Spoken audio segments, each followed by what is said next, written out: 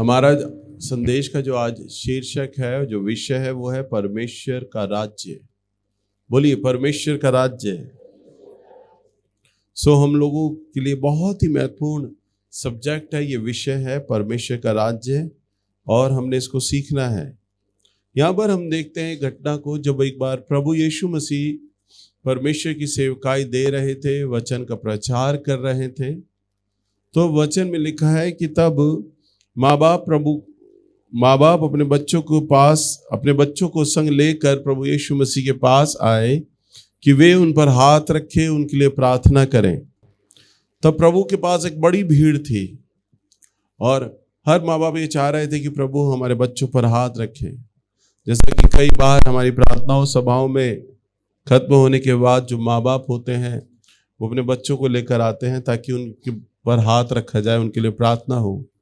तो उस समय भी इसी प्रकार की धारणा थी, और तो माँ बाप बच्चों को लेकर प्रभु के पास आए। हम यहाँ पर देखते हैं मत्ती की किताब, इसका 19 अध्याय और इसके 13 पद में यहाँ पर लिखा है, तब बालकों को उसके पास लाया गया कि वे उन पर हाथ रखें और प्रार्थना करें, पर चेलों ने उन्हें डांटा। ध्यान दीजिए, लिखा है तब लोग प्रभु के पास अपने बच्चों को लेकर प्रभु के पास आने लगे, परंतु चेलों ने क्या किया? उन्हें डांटा। क्योंकि बच्चे क्या करते, उधम कर रहे होते, शोर कर रहे होते हैं, और प्रभु वचन का प्रचार कर रहे थे, गंभीर विषय चल रहा था। परंतु जब माँ बाप बच्चों को अपनी गोदों में लेकर प्रभु के पास आने लगे, तब प्रभु यीशु मसीह ने उन्हें डांटा। चेलों ने उन्हें डांटा कि इन्हें रोको, प्रभु को डिस्टर्ब मत करो, प्रभु के पास मत लेकर आओ। तब यहाँ पर लिखा है 14 पद में, यीशु ने कहा बालकों को मेरे पास आने दो। यानी प्रभु यीशु मसीह ने अपने चेलों को क्या बोला? बालकों को मेरे पास आने दो, उन्हें मना मत करो, क्योंकि स्वर्ग का राज्य ऐसों का ही है। हालेलुया। क्या कहा प्रभु ने? क्योंकि स्वर्ग का राज्य है ऐसों का ही है। देखो, हम प्रभु के चरित्र को देखते हैं। प्रभु यीशु मसीह जब प्रचार किया करते थे ना, तब कई घटनाओं को लेकर बड़े बड़े अच्छे उदाहरण प्रभु रखते थे, बड़े अच्छे अच्छे दृष्टांत प्रभु रखते थे। अब प्रभु वहां पर वचन का प्रचार तो कर रहे हैं और सब लोग वचन को सीख भी रहे हैं, परंतु प्रभु ने उन्हें बोला ना कि तुम बालकों को मेरे पास आने दो, क्योंकि स्वर्ग का राज्य ऐसों का ही है। वहाँ पे सारे बुद्धिजीवी लोग थे, बड़े लोग थे, माँ बाप थे, चेला लोग थे, सारे चेले थे, और वो समझदार थे, धर्म को मानने वाले थे, धर्मी लोग थे, परंतु उनके अंदर एक क्वालिटी थी, वो सब बड़े थे। वो क्या थे? बड़े थे, बालक नहीं थे।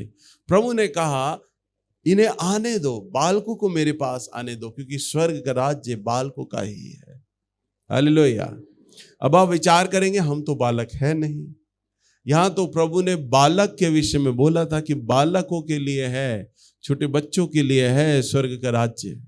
आप कहेंगे हम तो बहुत बड़े हो गए हैं, अब हमारा बालकपन तो खत्म हो चुका है, इसका क्या मतलब? अब हमारी औलाद जाएगी स्वर्ग, हम नहीं जाएंगे। हालेलुया। परंतु ध्यान दीजिए, बालक के अंदर कुछ ऐसी क्वालिटियां होती हैं जिसको परमेश्वर बहुत पसंद करते हैं, जिनको परमेश्वर 3 प्रकार की मुख्य विशेषताएं एक बालक के अंदर रहती हैं जो आपके अंदर नहीं है। और जब एक बालक धीरे धीरे जब बड़ा होने लगता है ना, तब वो जो 3 विशेषताएं उससे जन्मजात मिली थी, वो अब धीरे धीरे धुंधली होने लग जाती है, और फिर वो 3 विशेषताएं उसके जीवन से जाती रहती हैं। हालेलुया। पहली उसके अंदर सबसे अच्छी क्वालिटी होती है कि वो सबसे प्रेम करता है। बालक क्या करता है? सबसे प्रेम करता है। चाहे वो स्कूल में पढ़ता हो, चाहे वो पड़ोस में हो, उसकी नजर में कोई भी धर्म मायने नहीं होता। हिंदू का बच्चा भी मुसलमान से खेलेगा, मुसलमान का बच्चा भी हिंदू से खेलेगा, सरदार से खेलेगा, उसे मायने नहीं है। उसे मायने नहीं है कि कौन सी किसकी जाति है। मैं बड़ी जात का हूँ, वो छोटी जात का है, हम पूरब के हैं तो पश्चिम के हैं, उसे लेना देना ही नहीं होता। उसकी नज़र में तो ये होता है मैं भी बच्चा हूँ और सामने वाले भी जो गली मोहल्ले के लोग हैं मेरे बच्चे, मेरे दोस्त हैं। हालेलुया। और बच्चे के अंदर क्या होता है कि जब अगर आप उन्हें रोकोगे कि नहीं रुक जा, जाना नहीं है, वो गंदे बच्चे, उनके साथ नहीं खेलना, तो रोएगा, लड़ेगा। क्योंकि उसे वो जो गली मोहल्ले के जो बच्चे हैं या जो उसके स्कूल के बच्चे हैं, चाहे वो उसके धर्म के नहीं हैं, जाति के नहीं हैं, परंतु उसे वो बहुत अच्छे लगते हैं, वो उन्हें दोस्तों की तरह समझता है। हालेलुया। होता है ना बच्चे में ये क्वालिटी है, क्योंकि वो क्या करता है, सबसे प्रेम करता है। बोलिए, सबसे प्रेम करता है। सबसे महत्वपूर्ण क्वालिटी परमेश्वर को है ना, ऐसे ही लोग पसंद आते हैं। आप जितने भी बड़े लोग हैं, और बड़े लोगों के भीतर आप भले ही उम्र में कितने बड़े हो जाओ, प्रभु यीशु मसीह ने ये उदाहरण इसलिए रखा कि स्वर्ग का राज्य बालकों का है। यानी जो बालकपन में जो विशेषताएं होती हैं, स्वर्ग का राज्य उन लोगों के लिए है जिनके भीतर ये विशेषताएं होंगी। वे प्रेम करना जानते होंगे। वे क्या करना जानते होंगे? प्रेम करना जानते होंगे। प्रभु भी जब अपने चेलों को प्रचार किया करते थे ना, तो प्रभु के चेलों में भी है ना होड़ लगी रहती थी।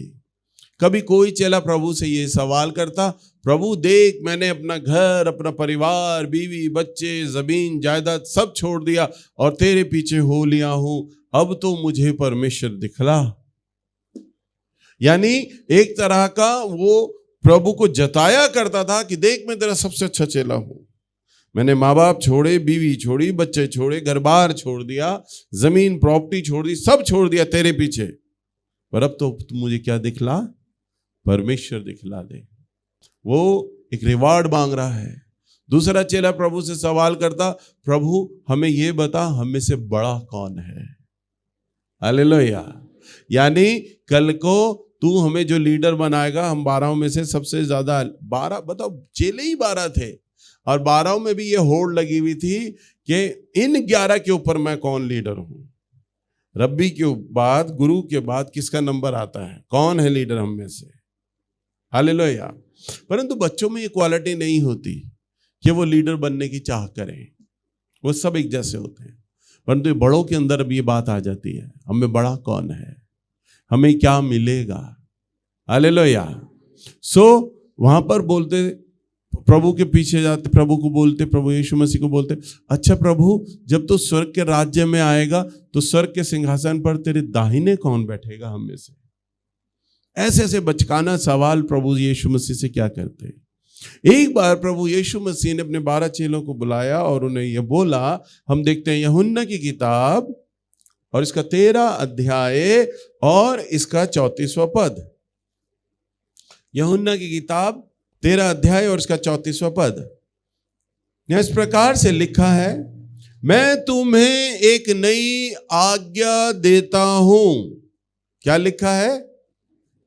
मैं तुम्हें एक नई आज्ञा देता हूं। अब प्रभु ने बोला मैं तुम्हें एक नई आज्ञा देता हूं। जैसे ही प्रभु ने बोला ना, सबके कान खड़े हो गए। आज मैं अगर सुबह ही आता और आकर मैं बोलता, आज मैं एक ऐसा फड़फड़ाता वो वचन लेकर आया हूं जो आज तक कभी आपने नहीं सुना होगा, तो सबके कान मेरी तरफ आ जाएंगे, ध्यान देंगे आज भैया अब क्या बोलने जा रहे हैं। तो प्रभु उनके सामने रोज प्रेम की बातें, दया की बातें, तरस की बातें रखते थे, तो उन्हें समझ नहीं आती थी।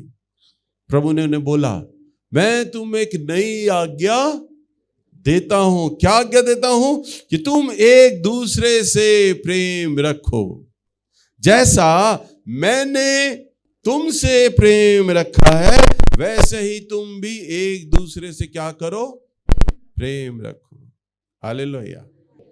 जो से गालियां दे रहे हैं, जो चर्च तोड़ रहे हैं, जो प्रचारक पादरियों को मार रहे हैं, जो बाइबल जला रहे हैं, वो उनसे भी प्रेम करता है, क्योंकि वो बालक है, उसमें बालक वाला स्वभाव है। हालेलुया। प्रभु यीशु मसीह ने जो शिक्षा दी ना, तो वो खाली बोल के, बता के, सिखा के नहीं दी, वो उसके स्वभाव में भी थी। हालेलुया। सो प्रभु यीशु मसीह ने क्या बोला कि स्वर्ग का राज्य कैसा है? बालकों का है। क्या है? बालकों का। और बालक में क्या क्वालिटी होती है? वो सबसे प्रेम करता है। परमेश्वर ने क्या किया? पूरे जगत से ऐसा प्रेम किया कि उसने अपना इकलौता पुत्र दे दिया। उसने क्या किया? अपना इकलौता पुत्र दे दिया, ताकि जो कोई उस पुत्र पर विश्वास लाए वो नाश ना हो परंतु अनंत जीवन पाए। हालेलुया। ध्यान से सुनो, जितने भी बड़े बड़े इस संसार में महापुरुष आए हैं ना, सुनो, वे किसी उद्देश्य के लिए मारे गए, किसी मिशन के लिए मारे गए, किसी राज्य के लिए मारे गए, किसी गांव के लिए मारे गए, या किसी धर्म के लिए, किसी जात के लिए मारे गए, या किसी देश के लिए मारे गए। परंतु संसार में कोई भी ऐसा विलक्षण व्यक्ति है ही नहीं, पूरा इतिहास खंगोल लो, जो कि पूरे जगत के लिए मारा गया हो। हालेलुया। और पूरे जगत के लिए अगर कोई मारा गया है ना, तो केवल इकलौता प्रभु यीशु मसीह। हालेलुया। उसने अपने प्राण दिए। क्यों प्राण दिए? क्योंकि वो हमसे प्रेम करता है। हालेलुया।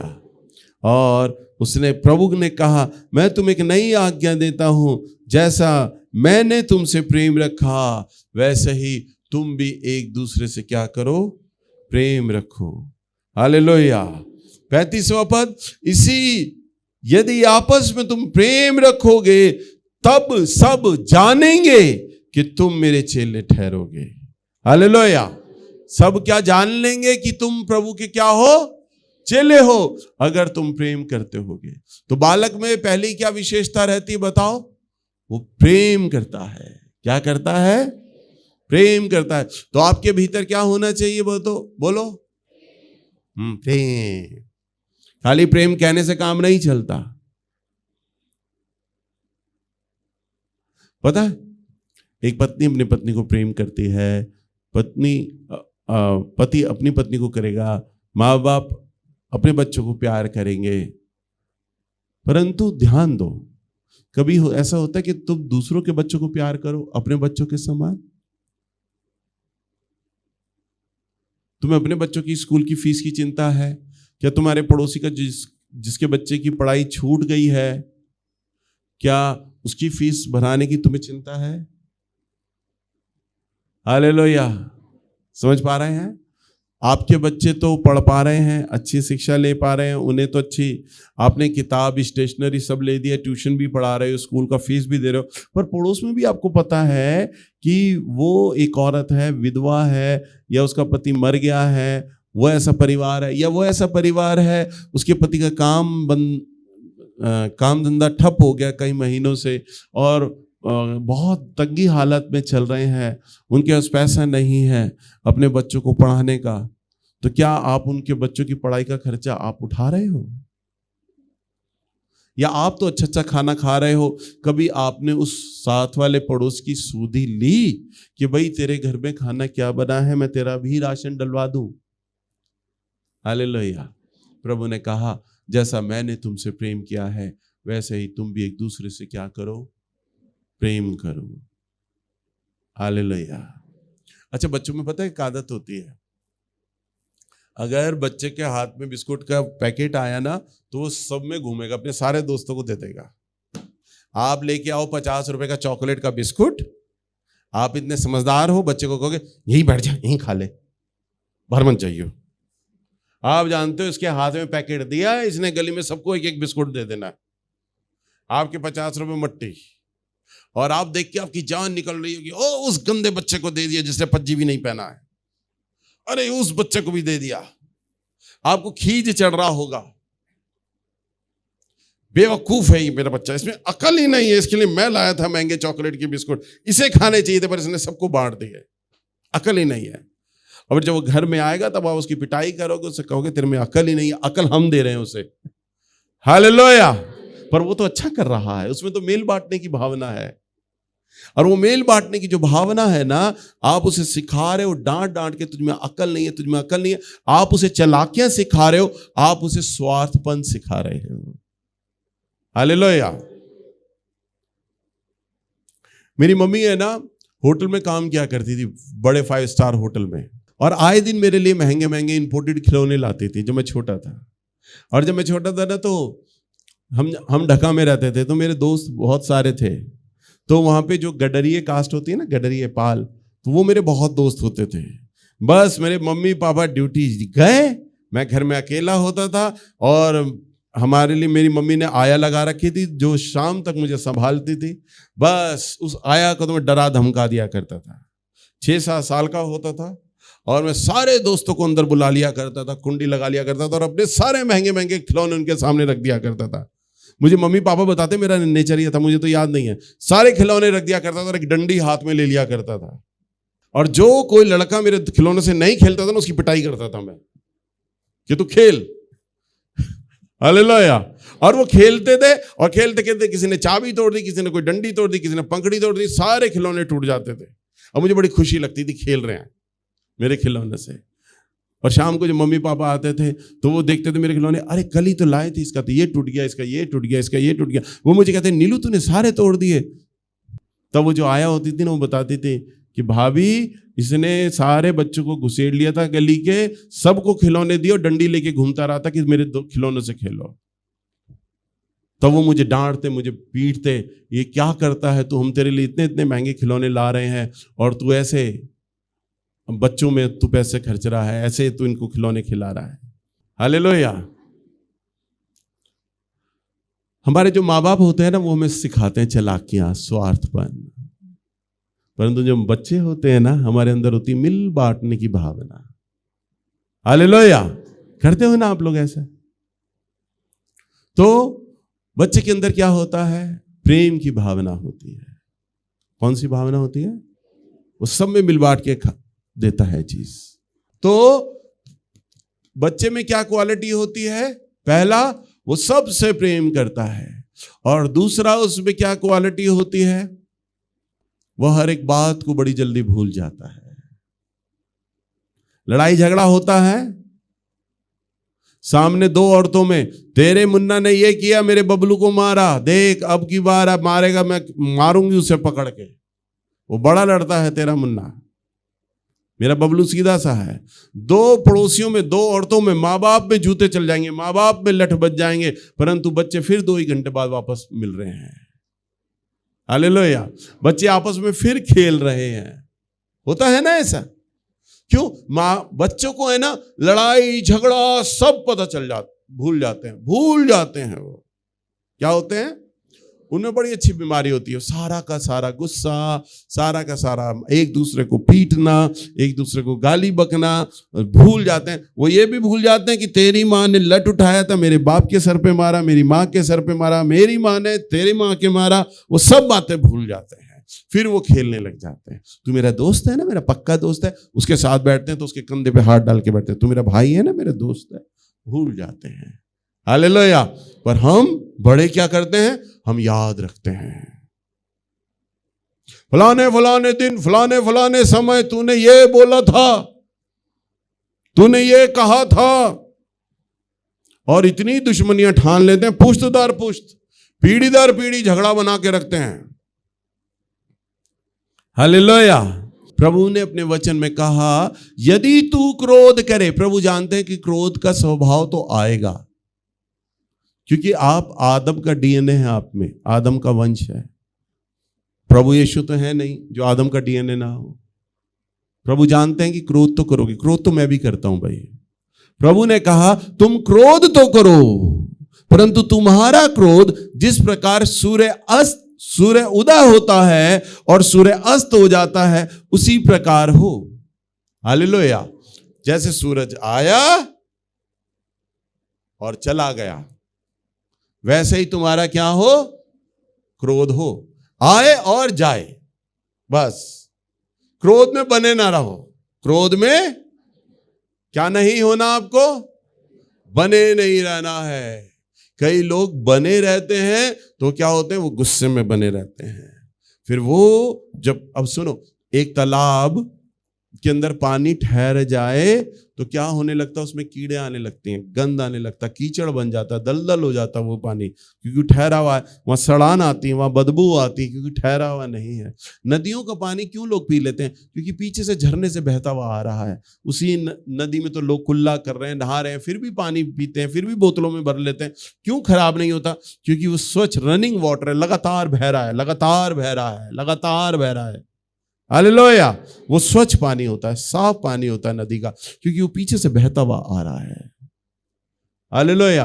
परंतु जो ठहरा हुआ पानी है उसमें सड़ान है, गंदगी है। आपके भीतर क्रोध आए जाए, आए चला जाए, आए चला जाए, परंतु क्रोध को अपने भीतर ठहरने मत दो। समझ पा रहे हैं? हालेलुया। क्रोध अगर आपके भीतर ठहर गया ना, तो वो सड़ान और गंदगी को जन्म देने लग जाएगा। वो रिश्तों में कड़वाहट को पैदा होने लग जाएगा। कई घरों में लोग मेरे पास आते हैं नीचे प्रार्थना कराने के लिए। कई घरों में पति पत्नी कई सालों से रह रहे हैं, परंतु पति पत्नी आपस में बात ही नहीं करते, अलग अलग रहते हैं, गुस्से में हैं, कड़वाहटें बड़ी हैं। बाप बेटे से बात नहीं कर रहा, बेटा बाप से बात नहीं कर रहा, एक ही छत में रह रहे हैं। बहन भाई, सगे सगे बहन भाई कई महीनों कई सालों से बात नहीं कर रहे हैं, क्योंकि गुस्सा बना हुआ है। और गुस्सा भीतर बने रहने के चलते वो कड़वाहट में बदल जाता है, वो सड़ान में बदल जाता है, गंदगी में बदल जाता है। प्रभु का वचन कहता है गुस्सा आए और तुम्हारा चला जाए। हालेलुया। समझ पा रहे हैं ना? मेरा गुस्सा आता है, मैं मना नहीं कर रहा, मुझे गुस्सा नहीं आता है। आया बुम, एकदम से बहुत तेज आएगा। पहली बात तो आएगा नहीं, और आएगा अचानक आएगा ना, तो गुस्सा बिल्कुल दूध के उबाल की तरह होता है। फट बाहर आया, भर करके बाहर, बस एकदम से आप गैस बंद करो, उसी स्पीड से वापस बैठ जाएगा। मेरा गुस्सा कुछ क्षणों का ही होता, आया और गया। और उसी के सामने अगर कोई मेरे सामने, तो गाल चटका दूंगा इतनी देर में। हालेलुया। परंतु आया और गया। थप्पड़ तो सामने वाले के मार दिया। अब सनी मुझसे बदतमीजी में बोला या कुछ बोला तो गुस्सा आएगा, एकदम से मार दूंगा इसे थप्पड़। पर अभी मारा, अभी ये गाल सहला ही रहा होगा, फिर अंदर से होगा अभी मैंने क्यों मार दिया लड़के को, इतना गुस्सा कर गया मैं। और ये रो रहा होगा, नाराज होगा, भैया ने मार दिया, फिर जाके से प्यार करूंगा, गले लगाऊंगा, आजा बेटा आजा आजा आजा, तूने मुझे गुस्सा क्यों दिलाया ये बता, तू क्यों बोले जा रहा था। बड़ों के आगे बोलते हैं, मैं ही मनाऊंगा इसे, मेरा नेचर ऐसा है। हालेलुया। मेरी पत्नी यही कहती है, तुम बच्चों को या तो डांटते नहीं, डांट देते तो फिर तुम ही तो मनाते हो बाद में जाके, तुम्हारा डांटने का फायदा क्या। हालेलुया। तुम नाराज ही नहीं होते, तुम गुस्सा ही नहीं होते, और गुस्सा होते हो तो तुम्हारे गुस्से का होने का कोई फायदा भी नहीं होता है। हालेलुया। क्योंकि परमेश्वर ने मेरा मन इतने सालों में ऐसा बनाया है कि एकदम से क्षमा वाला मन बनाया। मैं अपनी बड़ाई नहीं कर रहा, परंतु है मेरा नेचर, मैं माफ कर देता हूं, क्षमा कर देता हूं। तो आपका जीवन कैसा होना चाहिए, आपका नेचर कैसा होना चाहिए। मेरे चर्च में कई लोग, मेरे प्रचारक तो नहीं, मेरे चर्च में कई लोग, लड़के लड़कियां, क्वायर के बच्चे या कलीसिया के लड़के, बिन बात के मेरे से जब बात नहीं करते, मैं महसूस कर जाता हूँ इसके मन में कुछ बात है, तो मैं अपने आप पकड़ के उससे बात करता हूँ। मैं गुरु हूँ, अगवा हूँ, पासवान हूँ, पादरी हूँ। मेरे अंदर तो ईगो होना चाहिए, मैं बड़ा हूँ, सामने वाला मेरे से बात नहीं कर रहा, ना करे ना करे, मतलब तो इसका मेरे से पड़ेगा, परंतु मेरे अंदर ये बात नहीं है। ये बात क्यों नहीं कर रहा, मैं उसे बुलाकर बातचीत करता हूं, मैं उससे खामा खा बात करता हूं, देखो तो सही इसके मन में क्या भरा है मेरे को लेकर। हालेलुया। मैं खुद उसे पकड़ लेता हूं, आ इधर आ। आप समझ रहे हैं। परंतु अगर आपको कोई इग्नोर करे तो आप उसे डबल इग्नोर करोगे, ना रखेंगे कदम तेरी गलियों में आज के बाद। हालेलुया। समझ रहे हैं ना। तो आपको कैसा होना चाहिए, झगड़े को क्या करें, आप भूल जाएं। क्या करें, भूल जाएं। और तीसरा क्वालिटी बच्चे में क्या होती है मालूम, क्योंकि एक तो प्रेम करता है, दूसरा क्वालिटी क्षमा करता है, और तीसरा वो अच्छा लर्नर होता है, यानी अच्छा सीखने वाला होता है। वो हर चीज को बड़ी जल्दी कैच करेगा। वो आजकल के छोटे छोटे बच्चों को देखा है कैसे 3-3 साल के 2-2 साल के बच्चे मोबाइल चला रहे होते हैं, गैलरी से अपना फोटो निकाल के दिखा रहे होते हैं। आपको आपका कीपैड नहीं पता, आपको आपके मोबाइल के ऑप्शन नहीं पता, बच्चे आपको आपके ही मोबाइल के ऑप्शन बता देते हैं कि मम्मी इसमें ये है, पापा इसमें ये है। हालेलुया। क्योंकि बच्चों में क्या क्वालिटी होती है, बहुत जल्दी कैच करते हैं और बहुत जल्दी क्या कर जाते हैं, सीख जाते हैं। और हम इतने बुद्धिमान हैं ना, हम इतने बड़े हो जाते हैं, हम सामने वाला हमें कोई सिखा भी रहा होता ना तो भी हम नहीं सीखते। कोई बच्चे यहां पर बैठे हो ना और मैं बच्चों को संदेश दे रहा हूं तो वो एक एक पॉइंट को लिखेंगे, आज भैया जी ने ये बोला था, आज भैया जी ने ये बोला था, आज भैया जी ने ये बोला था। वो बातें उनके पत्थर की लकीर हो जाएंगी। परंतु आप जो बड़े हो ना, मैं बोल तो रहा हूं, आपको ये अच्छा तो लग रहा होगा, आप कहोगे भैया सुनने में बड़ा अच्छा लगता है, बताने में भी बड़ा अच्छा लगता है, कथा कहानी है, पर प्रैक्टिकल नहीं होता है। अभी मैं बोलूंगा ना, आपकी जिससे भी कुट्टी है, जिससे भी लड़ाई झगड़ा है, आपको आज उससे अब्बा करनी है, उससे मिलना है, बातचीत करनी है और प्रेम करना है, आप कहोगे बिल्कुल नहीं, हम उससे तो मिलूंगा ही नहीं, मैं दुनिया से बोल चाल कर लूंगा, दुनिया से मैं उससे नहीं मिलूंगा। हालेलुया। क्यों नहीं मिलोगे? क्योंकि आप बड़े हो, आप समझदार हो। परंतु बच्चे अगर यहां बैठे होंगे, बच्चों को बोला जाएगा ना तो कहेगा हाँ आज ही अभी मैं जाके बात करता हूं उससे। हालेलुया। बच्चों को जैसा बोलोगे वो हूबहू सीख लेंगे। परंतु आप सब बड़े हो गए हैं, आप अपनी बुद्धि लड़ाएंगे, आप अपना तर्क लगाएंगे नहीं। सो परमेश्वर का वचन कहता है, निकालिए 1 कुरिन्थियों की किताब और इसका 1 अध्याय और इसका 27वां पद। यह वचन में लिखा है, परंतु परमेश्वर ने जगत के मूर्खों को चुन लिया। मूर्खों को किने चुना? परमेश्वर ने। बोलिए, आप मूर्ख हैं? सब चुप, नहीं मैं मूर्ख नहीं हूं, मैं बहुत समझदार हूं। रिश्तेदार लोग आकर मुझसे सलाह लेते हैं, गली मोहल्ले के लोग मुझसे सलाह लेते हैं। प्रभु का वचन कहता है, परंतु परमेश्वर ने जगत के मूर्खों को चुन लिया कि ज्ञान वालों को लज्जित कर दे। हालेलुया। क्या कर दे? मूर्खों को चुना परमेश्वर ने कि ज्ञान वालों को लज्जित कर दे, और परमेश्वर ने जगत के निर्बलों को चुन लिया कि बलवानों को लज्जित कर दे। हालेलुया। क्या किया? परमेश्वर ने निर्बलों को चुन लिया कि बलवानों को लज्जित कर दे, और परमेश्वर ने जगत के नीचों और तुच्छों को वरन जो है भी नहीं। प्रभु का वचन कहता है, तुच्छों को, जो सबसे घटिया छोटे लोग हैं, नीचों को, और वरन जो है भी नहीं, जिनकी कोई हैसियत नहीं भी है, प्रभु ने कहा, वचन में कहता है, मैंने उनको भी चुन लिया कि उन्हें जो हैं, जो बड़े बड़े लोग बने हुए हैं, मैं उन्हें व्यर्थ ठहरा दूं। हालेलुया। क्योंकि 29वां पद, क्यों ऐसा कहता है परमेश्वर? 29वां पद कहता है, ताकि कोई प्राणी परमेश्वर के सामने घमंड ना कर सके। हालेलुया। ताकि कोई भी प्राणी क्या ना करे? घमंड ना कर सके। हालेलुया। वो किन्हें चुन लेता है? बोलो, किन्हें चुनता है? मूर्खों को। हालेलुया। जब प्रभु ने मुझे चुना ना, सुनो, मैं संसार की दृष्टि में मूर्ख था। मेरे अंदर चालाकियां नहीं थी, एक सीधापन था, बहुत ज्यादा चालाकियां नहीं थी।